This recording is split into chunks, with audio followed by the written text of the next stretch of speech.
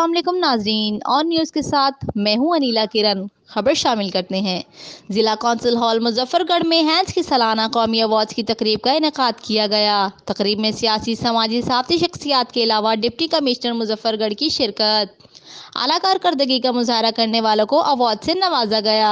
मुजफ्फरगढ़ के जिला council hall में मकामी NGO हैंस के ज़ेर एहतमाम कौमी सालाना अवार्ड्स की तकरीब का इनेकाद किया गया। तकरीब में सियासी, समाजी, साफ़ी शख्सियात के अलावा सोल सोसाइटी इंतजामी अफसरान की कसीर तादाद ने शिरकत की। तकरीब के मेहमान खुसूसी deputy commissioner Muzaffargarh engineer Amjad Shoaib Tareen थे। तकरीब में स्कूल के बच्चों और मकामी मारूफ फनकारों ने अपने फ़न का मुजाहरा करके शुरका को महफूज किया। तकरीब में आला कारकर्दगी का मुजाहरा करने वाले हैंस के वर्कर्स को एजाज़ी शील्ड्स दिए गए।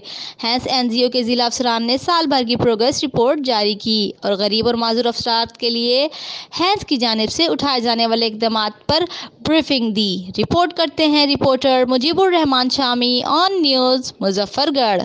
लाइक करें, कमेंट करें, शेयर करें और बेल आइकन को प्रेस करना मत भूलें। देखते रहिए ऑन न्यूज़।